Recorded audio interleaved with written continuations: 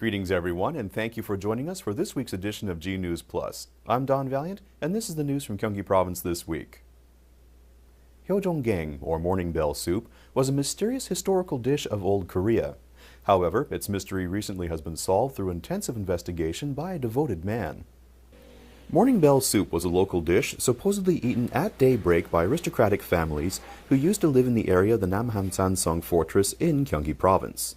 However, with the passage of time, its recipe was completely lost.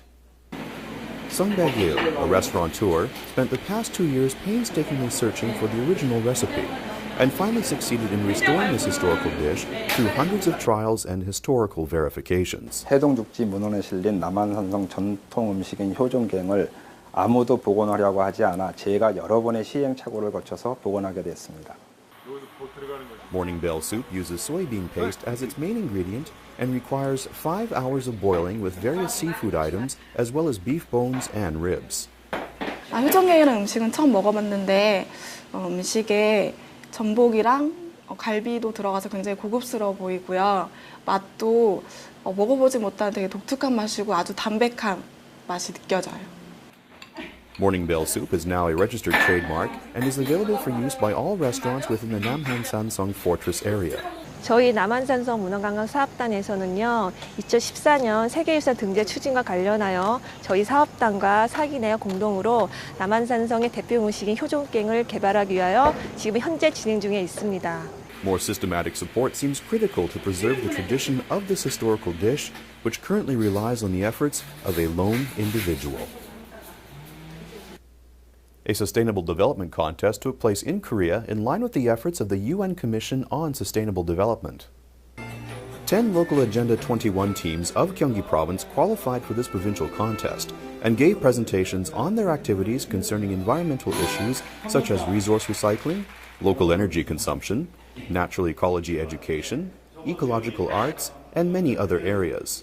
The local Agenda 21 stems from Agenda 21 that was adopted for global environment protection as part of the Rio Declaration by 179 heads of state at the UNCED conference in Brazil in 1997.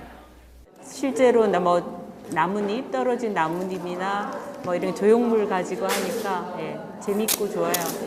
유익할 것 같아요. 또 아이들 생태 교육 하는데 학생들한테도 많이 도움될 것 같아요.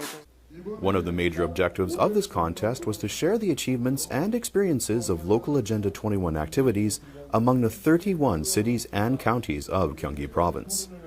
주요 참여 그룹은 행정의 행정, 그리고 NGO, 그리고 지역의 활동가 및 의제 실무자들 이 세 분야의 워크숍으로 진행됩니다. 그래서 미래 과제를 도출하는 시간으로 Under the theme of We Whom the Future Wants, this contest is concerned about the environment that we will leave to future generations. 이 행사를 통해서 국제적인 지속가능 발전에 대한 추진 전략을 마련하였고 이러한 것을 지방 차원에서 널리 알리기 위해서 이번 행사가 의미가 있다고 하겠습니다. The contest participants unanimously agree to do their utmost to create a Gyeonggi province in which sustainable development is realized. Consumer safety education for children is being provided by the Gyeonggi Province Consumer Information Center. Such education is also useful for parents. Children in this kindergarten in Ansan City are wide-eyed when water is poured onto colorful chewing gums. The water is soon stained with deep colors. Children are learning to recognize the danger and safety of the products around them through this program. 미쳐. 눈에도 들어갈 수 있고 코에도 들어갈 수 있고 안 그러면 입에 꾹꾹 삼킬 수도 있어요. Consumer education for children targets kindergarten and primary school children and seeks to help them recognize products that are safe to purchase. It was designed to teach children how to identify the dangers of some foods and products from a child's perspective. 어린이들이 소비 생활을 하면서 불량식품이나 불량 완구 그리고 레포츠 용품 때문에 안전사고를 당한 일이 많이 접수가 됐습니다. 어린이들이 어떻게 하면 소비 생활에서 피해를 입지 않을까 하는 차원에서 이런 교육을 실시하게 됐습니다. A total of 53,000 children in Gyeonggi Province have already received consumer safety education, and public reaction to this program is very positive with a high satisfaction rate of 93%. 실생활 속에서 아이들이 직접 경험해보고 느껴봤던 그 현장에서 일어날 수 있는 위험 상황들을 보니까 아이들이 더 공감하는 것 같아요. The importance of teaching children about the safety of products is increasing since products that target children tend to carry more stimulating elements to attract their attention. The Gyeonggi Provincial Council opened its 271st extraordinary session and began deliberation of a number of provincial issues. The 271st extraordinary session of the Gyeonggi Provincial Council opened on September 4th for a 10-day session.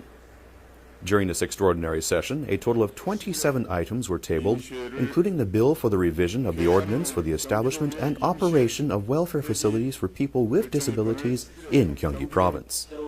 Inquiries by council members began during the second general meeting the following day. A member of the Unified Progressive Party, Lee Sang-sung, proposed the establishment of a special traffic committee to address traffic problems during his 5-minute address.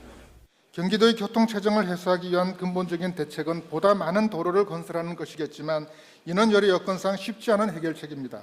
이 점을 감안하여 본 의원은 현재 개설되어 있는 도로들의 취약점을 찾아서 Lee proposed that a special traffic committee be organized and that the members of this committee visit problem sites, analyze the causes, and find solutions.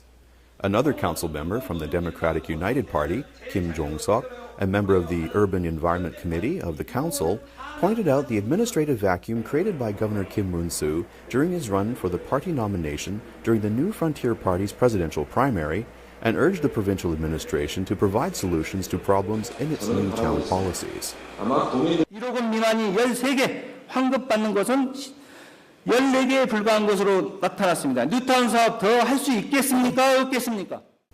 Each standing committee of the council will visit provincial organizations such as the Gyeonggi Arts Center and the Local Government Officials Development Institute to review progress performance.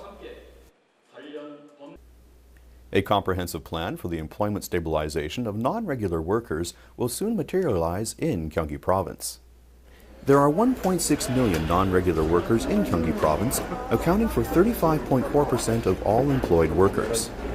Following the enactment of the ordinance for the improvement of non-regular employment conditions for the first time among larger autonomous bodies of Korea in January this year, the Gyeonggi Provincial Council approved the commissioning of a preliminary study for the establishment of a comprehensive plan for the same purpose. This study has a special implication in that it also includes an examination of non-regular employment among private enterprises. 공공 집단에 속한 사람이 아니라 도내 사업체에 비정규직을 고용하고 있는 사업체가 어떻게 이분들에 대해서 고용을 개선시키고 이 정책을 끌고 갈 거에 대한 연구의 포커스가 좀 더 지어졌으면 합니다. The public sector portion of the study will be based on extensive interviews, while the private sector portion will be implemented through on-site surveys at 650 selected major enterprises. 의지를 갖고 지자체에서 비정규직의 근로 개선 조건을 향상시키고 정규직 정하고 하는 게 과연 제대로 될까? 근데 이번 조례를 통해서 이 조례 근거에서 이런 것들이 좀 정리가 되면 The results of the study of non-regular employment in both public and private organizations will be published in January next year, and planning based on the study results will begin shortly thereafter. An open forum on the provincial budget was held by Gyeonggi Province to gather public opinion before formulating the budget for 2013. Residents of Gyeonggi Province were invited to an open forum in which participants voiced their views on the establishment and operation of the provincial budget. The welfare budget was the most popular topic among the presenters. The provincial government will reflect public views in the budget for next year. 작은 예산으로 인해서 복지 예산이 많이 편성돼서 과중된다는 것에 대한 것은 옳지 않고 그 경기도에서 기본 복지 예산을 좀 크게 편성했으면 좋겠습니다.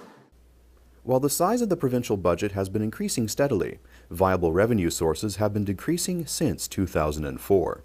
The provincial government considers it imperative to minimize wasteful expenditures and improve the operational efficiency of the budget. By involving residents in the budget formulation process, Gyeonggi Province seeks to improve efficiency as well as transparency in the operation of the budget. 이런 토론을 통해서 경기도의 내년도 예산을 어떤 방향으로 이끌어 나갈지에 대한 방향을 잡게 됩니다. Gyeonggi Province also encourages residents to voice their opinions on next year's budget through its homepage and SNS channels. Country of origin fraud has been a frequent item of violations uncovered by the Special Judicial Police of Gyeonggi Province. This time, Chinese octopuses were found to have been sold under the guise of local products. At this restaurant in Namyangju City, a notice posted on the seawater tank specifies the country of origin of the octopuses as Korean, but in fact they are from China. This restaurant is also selling Chinese octopuses, but they are falsely represented as Korean on the menu. 연포탕 전골 낙지 같은 경우 지금 중국산을 사용하시면서 지금 국산으로 표시하셨죠? The Special Judicial Police of Gyeonggi Province staged a crackdown on 72 octopus restaurants in the province and uncovered a total of 30 restaurants that violated country of origin indication regulations. By falsely presenting the Chinese octopuses as Korean, restaurants pocketed 10,000 Korean won in illegal profit per octopus. 여름 휴가철 산지에서 산낙지가 소비되기 때문에 시중에는 국내산 산낙지가 유통이 되지 않고 있습니다. 그리하여 중국산 낙지가 국내산으로 둔갑되고 있습니다. The violators who are uncovered during this crackdown will be fined up to 100 million Korean won. The Special Judicial Police will continue to monitor these violators for further violations. Thank you for joining us for this week's edition of G News Plus. We look forward to seeing you again next week.